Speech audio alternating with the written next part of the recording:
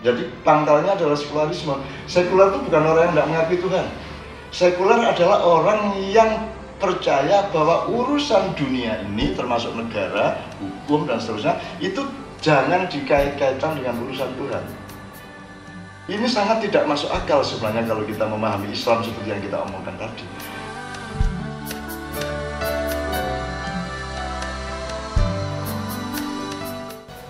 Kan misalnya di kampus dulu ada Ramadan ini kampus, ya ada Salahuddin di UGM, bahkan di salah satu universitas negeri di Jogja itu ada kewajiban pakai baju takwa pada hari tertentu. Nah, maksudnya pokoknya itu aplikasi-aplikasi simbolik seperti itu. Pada saat yang sama kalau kita lihat keluar, ada polisi bikin istighosa, ada tentara bikin lomba sholawat, ya.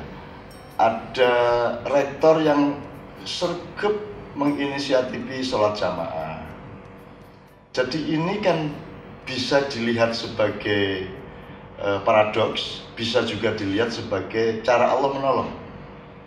Jadi kalau kita lihat substansinya, sebenarnya dunia kampus dengan etos dan prinsip akademisnya itu kan tidak mengakui Tuhan dan tidak boleh mengutip sesuatu yang sifatnya ketuhanan, kecuali dia dilegitimasi oleh sarjana tertentu yang mengutip. Tapi kan yang lebih dituhankan kan sarjana ibit loksit itu, gitu? Bukan Tuhannya. Nah, artinya secara akademis ilmu pengetahuan modern itu kan sebenarnya ateis. Dia memotong dirinya dari hakikat adanya Tuhan. Jadi kalau ada Ramadan ini kampus di UGM, ada Jamaah Salman di ITB, itu kan bukan ITB-nya tapi manusianya. Nah, kalau dari sudut dilihat dari kampusnya, loh, kan kampus ini sekuler. Ini kan urusan keduniaan, tidak ada hubungannya sama keagamaan dan ketuhanan. Jadi tapi kalau dari sudut manusianya, ya dia ketika bikin acara tarawih itu dia bukan rektor, meskipun tetap disertakan, tapi dia bukan rektor, tapi dia orangnya, manusianya. Sama dengan Polres bikin sholawatan, bikin istighosah, kemarin Polda Jawa Tengah bikin istighosah seluruh Jawa Tengah. Itu kan bukan polisinya, sebab polisinya kan sebenarnya bagian dari sekularisme. Jadi pangkalnya adalah sekularisme. Sekuler itu bukan orang yang tidak mengakui Tuhan. Sekuler adalah orang yang percaya bahwa urusan dunia ini termasuk negara, hukum dan seterusnya itu jangan dikait-kaitkan dengan urusan Tuhan. Ini sangat tidak masuk akal sebenarnya kalau kita memahami Islam seperti yang kita omongkan tadi.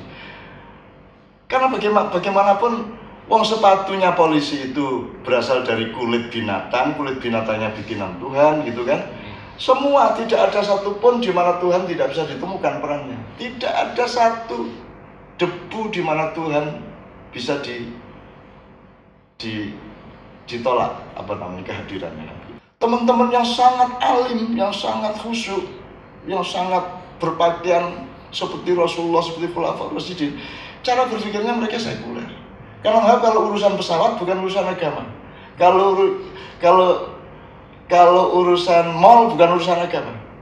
Urusan agama adalah ibadah dia. Jadi yang agama itu mahdoh saja, yang muamalah tidak, kan gitu.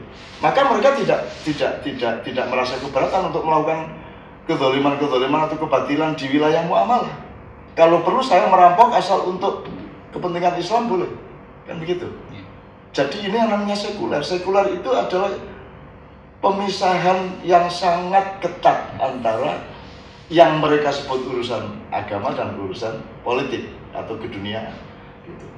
Nah, dari sudut kita, memang yang mana yang bukan urusan Tuhan? Sebut satu benda, sebut satu peristiwa di mana Tuhan tidak berperan atau di mana Tuhan tidak hadir. Kan begitu. Kalau orang Islam, menurut saya kok mestinya dia menemukan Allah di apapun saja, di siapapun saja, di kapanpun saja, di bagaimanapun saja, dan di kenapapun saja. Dia menemukan Islam. Itu kalau Muslim mestinya. Tapi kalau tidak begitu, juga saya tidak akan bilang kafir. Kafir dan tidak kafir itu kan kasuistik dan tergantung ilatnya, tergantung ilat itu hal-hal yang menyebabkan sesuatu itu dihukumi tertentu, kan gitu. Jadi pertanyaan Jamal, apa asal usulnya? Karena sekularisme ini sebagai satu ideologi dan cara berpikir sudah diterima oleh seluruh dunia. Termasuk orang-orang yang rajin sholat tuh kadang-kadang lebih sekuler daripada orang-orang di pasar. Mereka pikir sekuler itu yang menolak Tuhan, enggak. Mereka enggak menolak Tuhan, cuman menganggap Tuhan di masjid. Kalau di pasar enggak ada Tuhan gitu. Jadi kalau di istana enggak ada Tuhan. Kan banyak yang aliran-aliran seperti itu, dan saya juga tidak menyalahkan kok. Kalau mau gitu ya monggo-monggo saja, saya oke-oke saja. Gitu. Hidup mati saya kan bukan milik saya, urusanmu kalau ngapain ke saya kan tidak dengan saya, kan sama-sama yang nyuruh saya ke sini kan gitu. Kira-kira gitu ya Mal ya, cukup ya. Apalagi ya?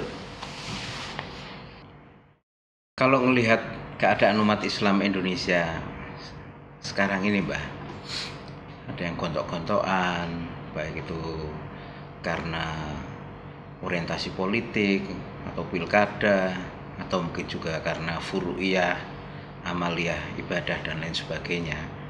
Yang hari-hari ini saya rasakan seperti semakin berat, semakin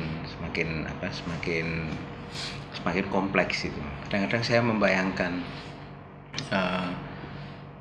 bagaimana supaya organisasi-organisasi itu, organisasi keumatan, bisa berkontribusi membawa kita kepada esensi agama itu ya, seperti yang tadi Mbah Nun sampaikan. Karena kalau kita bisa kembali ke kesadaran Islam sejak kun fayakun itu, harapan saya atau bayangan saya lumayan lah kita bisa membenahi beberapa hal yang berkaitan dengan kondisi pemikiran kita.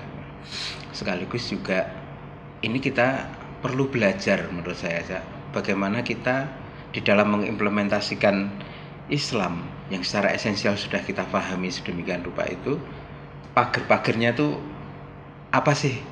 Bagaimana kita melembagakan Islam, menginstitusikan dalam tanda petik, pada batas mana kita bisa atau boleh itu. Kira-kira seperti itu Mbak, yang menjadi lintasan pertanyaan saya.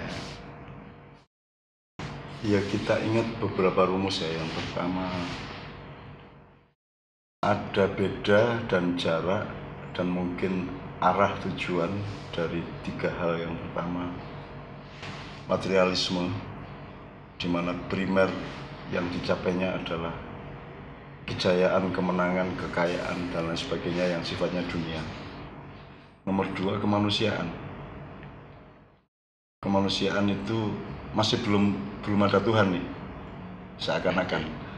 Jadi pokoknya pencapaian yang baik adalah manusianya baik, produktif.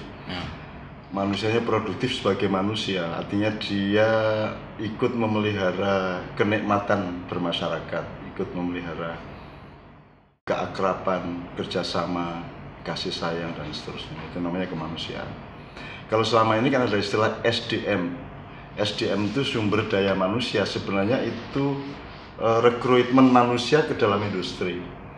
Jadi manusia disebut SDM tinggi kalau dia tingkat fungsinya tinggi terhadap industri yang merupakan tangan panjang dari materialisme. Jadi yang pertama materialisme, yang kedua kemanusiaan, yang ketiga baru ketuhanan, agama. Nah, ini ada dilema dan ada paradoks di antara ketiga-tiganya ini. Jadi dan sekarang hampir semua manusia tergabung ke dalam yang pertama. Kita merasa kita sedang bertuhan, kita merasa sedang beragama, tapi sesungguhnya cara berpikir kita dan tujuan hidup kita materialisme. Saya kemenangan berpolitik, kemenangan dunia, kemenangan yang menyangkut kekayaan, modal, omset, kan begitu. Nah, ini dilemanya. Masih beruntung orang yang memang materialistik. Jadi fokus pokoknya seperti teman-teman kita banyak di Indonesia yang pokoknya cari duit, pokoknya laba keduniaan, kaya raya, punya tanah 4 juta hektar satu orang misalnya gitu. Urusan Tuhan tidak penting, tidak ada ibadah, tidak ada. Kalaupun ada Tuhan sekali-sekali untuk upacara setiap tahun misalnya gitu. Nah, ini yang paling rendah dari kemanusiaan. Kemudian yang di tengah adalah tidak penting kok kamu kaya atau miskin, yang penting kamu produktif terhadap kebersamaan, produktif terhadap kasih sayang sosial, produktif terhadap perdamaian sosial. Jadi kan dan pencapaiannya bukan lagi berapa persen peningkatan pembangunan nasional, bukan tingkat devisa pendapatan dan seterusnya, bukan pendapatan per kapita dan seterusnya, tapi yang dijadikan parameter adalah seberapa produktif kamu terhadap perdamaian, seberapa kondusif kamu terhadap kebersamaan. Apakah itu homogen, heterogen, plural, atau singular, monggo. Tapi yang penting setiap orang itu produktif terhadap perdamaian dan kebersamaan. Itu namanya humanisme. Nah, humanisme ini sangat berat karena hanya dengan alasan kemanusiaan dia menjadi manusia yang baik. Kalau yang ketiga kan hanya karena ada Allah, ada akhirat, ada hidup sesudah mati, maka kita berhitung sangat panjang sehingga mau tidak mau kita harus jadi orang baik. Yang ketiga ini kan yang teologi, yang keagamaan. Karena ada Allah, saya punya harapan masa depan. Saya kalah sekarang tidak apa-apa, besok-besok yang penting saya tidak dimarahi sama Allah, saya masih punya surga, saya masih bisa berusaha untuk berhindar dari neraka dan seterusnya. Nah, sekarang ini kita sedang berada di koordinat yang tidak jelas. Apakah kita ini penganut materialisme, apakah kita penganut humanisme, ataukah kita penganut ketuhanan. Kita mungkin secara simbolik merasa sangat religius, kita taat sholat, kita tahajud, kita umroh berkali-kali, kita pelihara anak yatim. Tapi cara berpikir kita materialistis, dan tujuan hidup kita tujuan materialistik, yaitu kejayaan dunia, gitu kan. Jadi yang bukan tidak boleh, Anda kaya itu bagus, tapi masalahnya adalah yang primer yang mana, kan gitu. Nah, yang diprimerkan kalau agama adalah tauhid, yaitu keselamatan untuk menyatu kembali dengan Tuhan. Tidak penting kan kalau Anda nanti ketemu Tuhan kan nggak bisa sangu duit, nggak bisa sangu omset, nggak bisa sangu kepandaian pun tidak bisa. Yang kita jadikan tiket untuk diterima Allah adalah kebaikan hidup kita, ketakwaan kita, kasih sayang sosial kita, kan begitu. Nah, ini kan tidak hidup sama sekali yang ketiga ini. Yang hidup adalah yang pertama. Maka sekarang kalau umat Islam berjuang sebenarnya tujuannya materialistik. Kita khawatir kok tidak ada pemimpin yang beragama Islam, kita khawatir kok kekuasaan negara ini tidak di tangan orang Islam, kita khawatir kok pengumpulan modal dan ekonomi tidak di tangan orang Islam. Itu semua kan pertimbangan-pertimbangan duniawi. Saya tidak mengatakan itu tidak penting, tetapi kalau memang seperti itu mbok sudah materialistik saja, maka akan efektif seperti yang Anda sedang bermusuhan itu. Efektif, efisien, modal akan meningkat, kemampuan ekonomi akan tereksplorasi sampai skala yang luas, daripada kita setengah-setengah.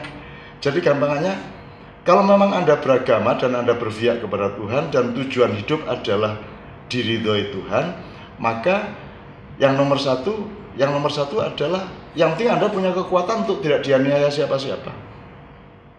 Kalau dianiaya, kita punya hak untuk membalas. Kalau kita diperangi, kita punya hak untuk memerangi, gitu loh. Nah, sekarang kan kita ini tanggung antara materialisme dengan ketuhanan, humanisme juga tidak hidup. Nah, kemudian nanti ada sub-sub terminologi. Kita ini tidak pernah memperjelas, kita ini urusannya benar salah, apa baik buruk, apa menang kalah. Kalau menang, yang menang siapa? Sekarang kita diskusi. Kita kan yang kita menangkan seharusnya kan kebenaran, sehingga kita dan Anda belum tentu benar, maka kita bersama-sama mencari kebenaran, karena yang harus menang adalah kebenaran Allah. Yang terjadi pada kita kan tidak, saya harus benar, kamu tidak boleh benar, kan begitu. Dan yang terjadi secara nasional kan itu, setiap orang merasa dia yang benar. Kalau pakai wayang, setiap orang merasa Pandawa, lawannya adalah Kurawa. Sementara yang dituduh Kurawa itu dia merasa Pandawa, dan yang menuduh tadi itu si Kurawa. Jadi ini perangnya Pandawa Yuda, bukan Baratayuda. Atau kalau pakai teorinya iblis, ya ini talbis. Jadi kita ini adalah iblis yang mendatangi Adam, tapi berkostum malaikat, berwajah malaikat, bermakeup malaikat, dan bersimbol-simbol malaikat, sehingga Adam menyangka kita adalah malaikat. Demikianlah rakyat ini adalah Adam. Rakyat Indonesia adalah Adam yang dikelabui oleh pencitraan iblis seolah-olah mereka malaikat. Itulah yang terjadi pada pilpres, pilkada, dan segala sesuatu. Tidak hanya urusan politik, bahkan urusan siapa ustadz, siapa kiai, siapa habib, siapa bukan, kan banyak sekali gejala-gejala talbis, gejala-gejala iblis berpakaian malaikat. Saya tidak mengklaim siapa-siapa, tapi tolong fenomena itu diperhatikan kalau Anda tidak ingin menjadi Adam yang tertipu-tipu terus-menerus gitu. Jadi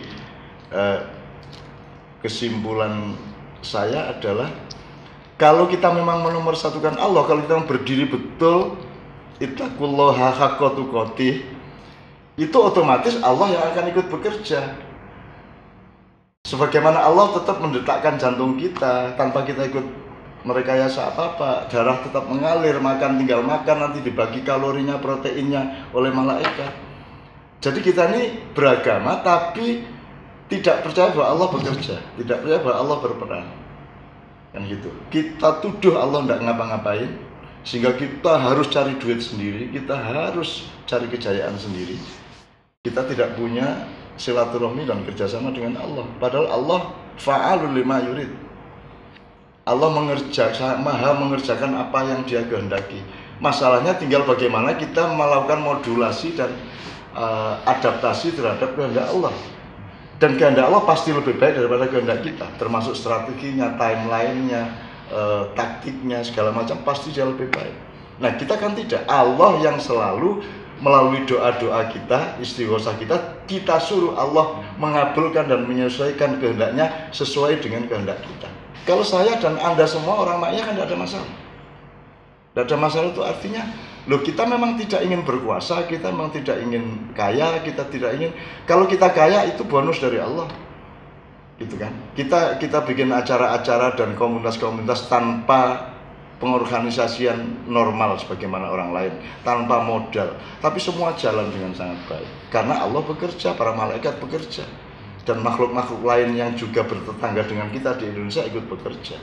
Gitu kira-kira Mas Yafni. Untuk pemahaman tadi tentang Islam saja, kemudian kalau melihat umat Islam yang terhimpit atau sudah diberi paradigma bahwa khususnya Indonesia ini tidak maju, kemudian konsep maju itu ya seperti yang ada di Barat.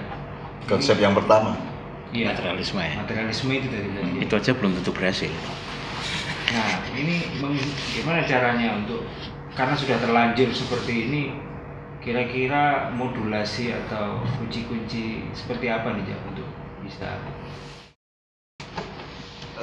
Kita ini kan mencari dunia, memperjuangkan dunia, kemenangan pilkada, pilpres, kekuasaan, kekayaan, tumpukan modal. Kita itu betul-betul menyembah dunia dan mengejar dunia. Tapi tiap hari kita mengeluh tentang dunia. Jadi kita tuh gagal luar biasa. Gitu. Kalau saya sama Anda kan memang tidak mencari itu sehingga kita tidak mengeluh mengenai dunia. Seadanya 10.000, 20.000. Itu kan kita tidak mengeluh. Karena kita memang tidak pernah mencari ke sana. Memang kita gila juga ngelihat orang kok duitnya sampai 200 miliar masih mau digandakan segala macam, kan kita kagum gitu ya. Tapi kan kita juga tidak tersentuh oleh itu semua. Jadi dari kalau menurut saya, kita ini kalau ibarat petani, kita ini sudah benar belum memperlakukan tanah sesuai dengan Islam apa tidak? Islam dalam arti pelajaran dari Kun tadi itu. Islam dalam arti bahwa tanah harus dibeginikan, ya, bahwa pohon harus dibeginikan, bahwa angin harus dibeginikan, bahwa air harus dibeginikan sesuai dengan hukum Islamnya Allah yang saya sebut organisme Islam tadi atau ekosistem Islam tadi. Nah, kalau kita belum itu, kita tidak. Nah, kita tidak percaya bahwa kita itu hanya bisa menanam, kita tidak bisa menumbuhkan, kita tidak bisa bikin panen. Demikian juga di dalam proses-proses sosial dan politik, gitu ya. Meskipun kita memang perlu profesional dalam arti modern, perlu, tapi kita ambil disiplinnya bahwa kalau kita jualan, Islam adalah melayani konsumen, mempertinggi gizi makanan yang kita jual, kan gitu kan. Terus puncaknya adalah menciptakan trust satu sama lain, iman dalam tanda petik, iman konsumennya iman sama kita, kita beriman juga kepada mereka dalam tanda petik, gitu ya. Artinya puncaknya bisnis kan juga trust. Semuanya bisnis itu ya Islam, ya agama, kan gitu. Masalahnya adalah kayak saya ini kan memang tidak punya minat ke situ kan gitu, tidak punya minat ke situ, tidak berarti saya anti orang bisnis, gitu loh. Dan saya mungkin saya ini cuma kayak ayam gitu loh ya, yang Allah bertanggung jawab atas hidup saya sampai umur 60 bit. Saya kan masih bisa totol-totol lah sama seperti ayam, tapi saya tidak bisa punya kurungan yang bagus, saya tidak seperti burung yang bisa terbang kemana-mana. Jadi kalau menurut saya kita lakukan saja, kita melakukan detik ini kan tanpa pengetahuan tentang detik berikutnya. Dan kita tidak punya hak maupun kemampuan ataupun ilmu ataupun strategi atau apapun untuk men-set up menit berikutnya, detik berikutnya, hari berikutnya, tahun berikutnya. Mungkin kita di-set up orang, ya. Tapi belum tentu bisa kalau menyetup kita, kalau kita memang betul-betul seperti itu. Kan gitu. Jadi makanya saya bedakan antara organisasi-organisasi atau lembaga-lembaga dalam Islam itu beda sama umat Islam. Dan umat Islam juga beda sama Islam. Karena umat Islam ini tergantung komitmennya dan integritasnya terhadap arus Islamnya Allah tadi itu. Kalau kita tidak bergabung di situ ya kita nggak bisa dapat kemenangan.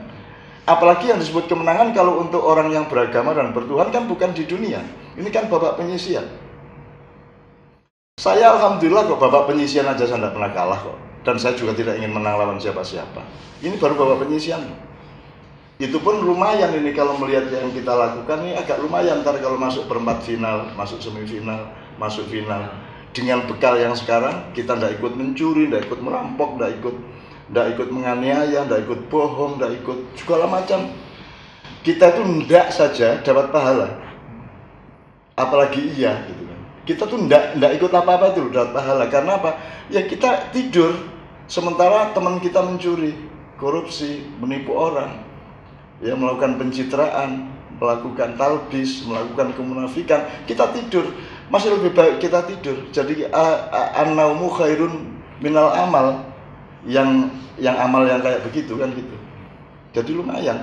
Jadi saya tidak putus asa karena semua yang terjadi di Indonesia terakhir-terakhir ini orang tidak tahu aja bahwa Allah berperan, bahwa Allah juga melakukan tugasnya dan kehendaknya.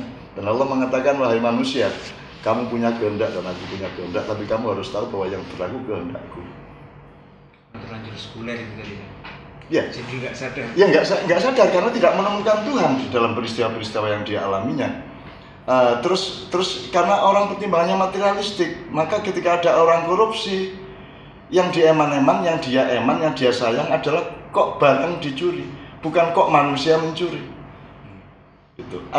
Saya pernah cerita mungkin sudah atau belum ya, yang ada tukang cukur yang mengatakan kepada orang yang sedang cukur, tiba-tiba dia ngomong Tuhan itu tidak ada.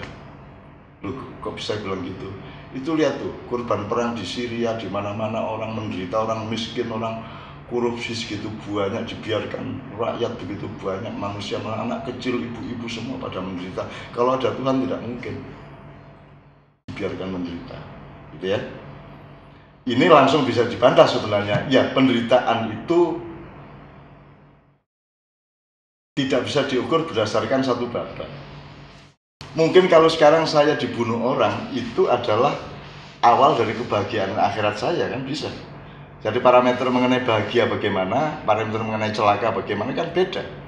Apakah orang yang kena gunung meletus terus rumahnya terbakar, dia juga hangus, itu celaka? Kan belum tentu. Makanya ketika Din Samsudin selamat dari kecelakaan Garuda di Adi Sucipto, dia bisa loncat terus dia mengatakan alhamdulillah saya selamat. Loh, apa kamu menuduh yang mati Pak Kusnadi dan lain-lain itu tidak selamat?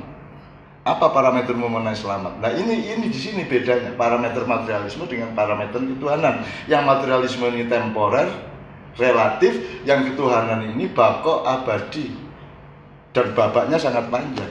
Nah masalahnya kan soal babak tadi. Kita pikir hidup ini 60 tahun, 70 tahun, 80 tahun. Sementara kalau orang bersama Tuhan, hidup itu abadi. Dan ini cuma babak penyisian. Nah, tukang cukur tadi itu kemudian nggak bisa jawab. Terus dia keluar, setelah habis cukur, dia ketemu gelandangan sangat panjang dan rambutnya sangat panjang dan kumuh. Terus dia terpikir, terus diajak masuk si gelandangan tadi. Terus dia bilang sama tukang cukur, di dunia ini tidak ada tukang cukur. Tadi kan dia bilang di dunia tidak ada Tuhan. Terus si orang yang tadi bilang di dunia ini tidak ada tukang cukur. Kok bisa ngomong gitu? Saya tukang cukur, kata si tukang cukur.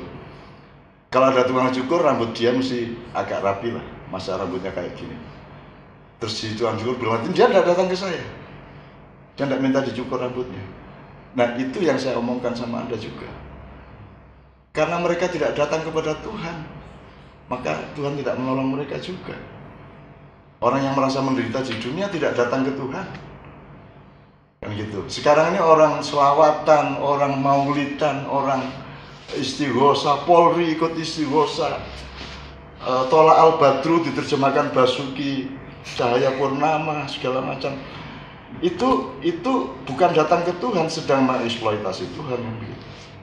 Nah, jadi tukang cukur tadi kemudian iya ya, karena dia tidak datang ke saya, maka saya tidak mencukur dia. Kalau kita tidak datang ke Tuhan, Tuhan juga tidak akan membahagiakan kita kan gitu.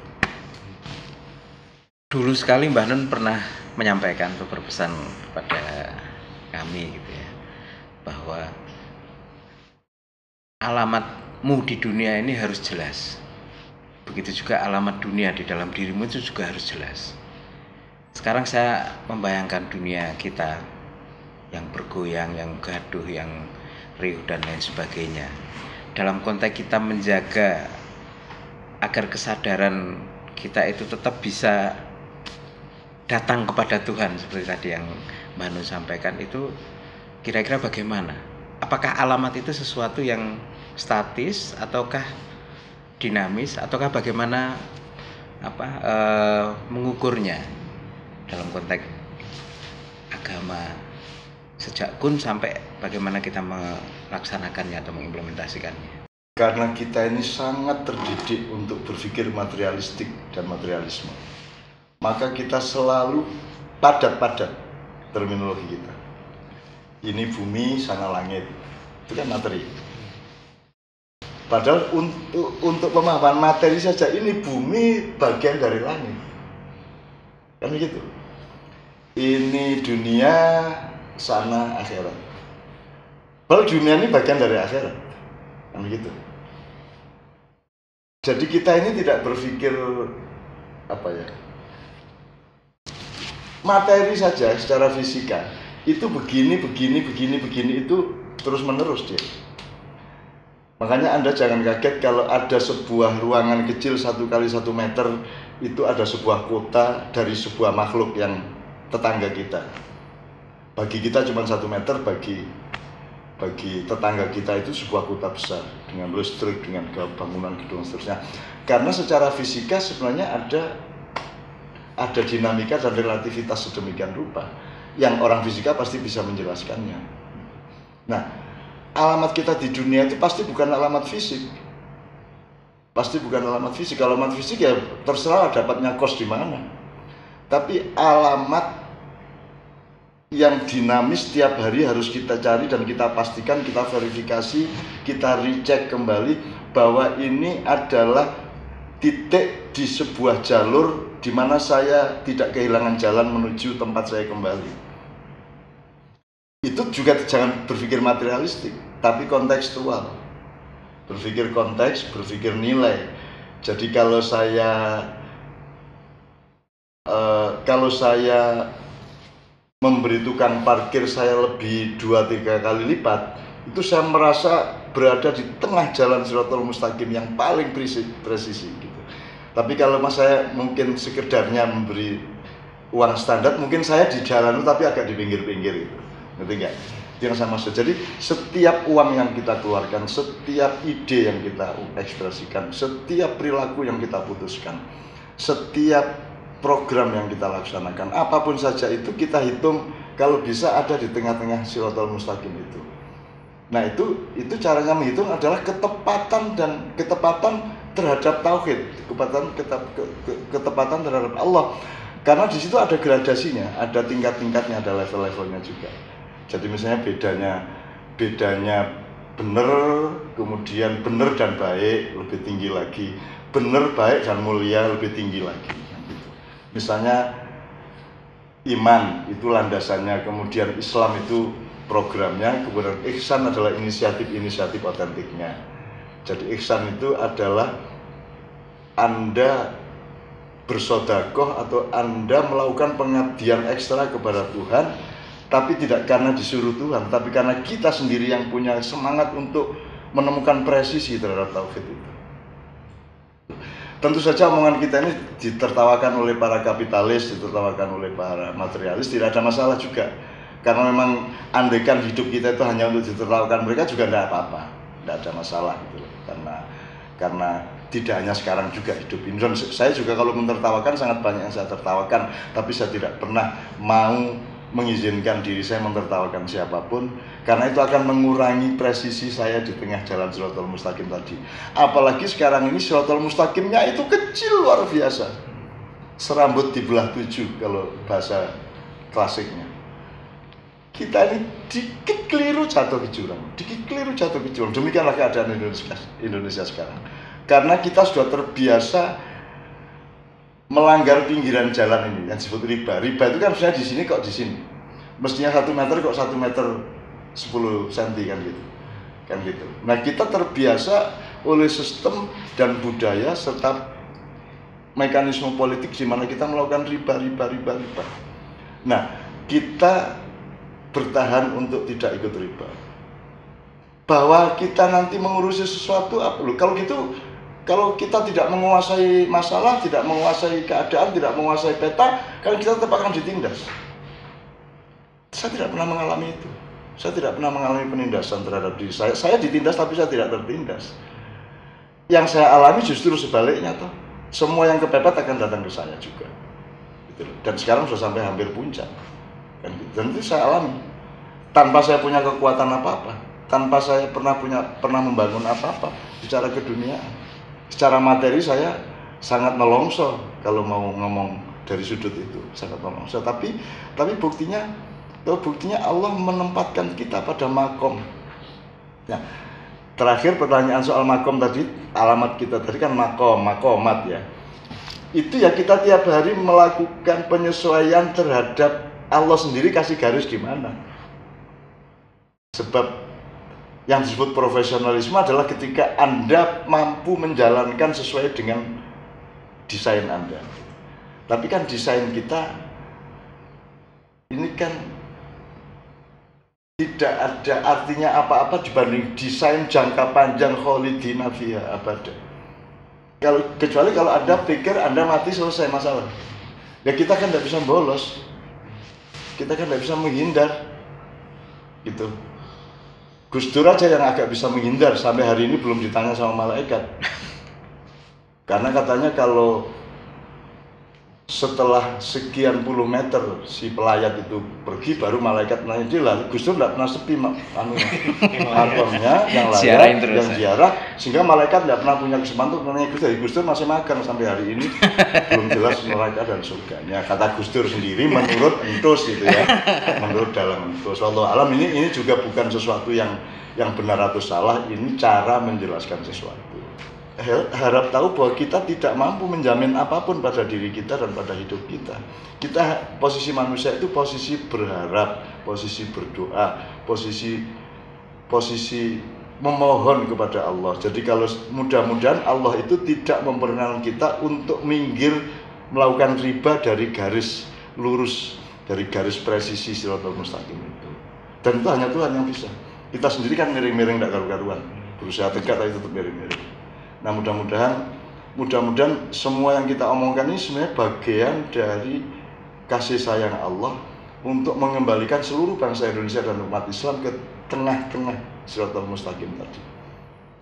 Karena Allah Maha Pemaaf, Allah Maha Penyayang, Allah Maha Dermawan, Allah Maha Pengampun, Allah Maha Mengalah sebenarnya. Kata mengalah itu sendiri mungkin berasal dari kata Allah. Mengalah artinya mengallah. Siapa tahu, tapi itu otak adik gaduk ya. menurut Pak Damar Jati dulu kan. Tapi mudah-mudahan ini bukan kebenaran yang kita mau statementkan, enggak. Kita ngomong ini bukan untuk statement politik, bukan untuk apa-apa. Ini bagian dari doa untuk seluruh bangsa Indonesia dan umat Islam. Mudah-mudahan Allah memperkenankan kita untuk ditolong, menganggap kita ini cukup pantas untuk ditolong, sehingga kita suatu hari tidak terlalu pusing terhadap yang sekarang memusingkan kita. Ternyata ngeledek, dan ternyata bagi Allah itu kalamhin bil basar, itu sekejapan mata Allah bisa menyembuhkan segala sesuatu. Amin ya rabbal alamin.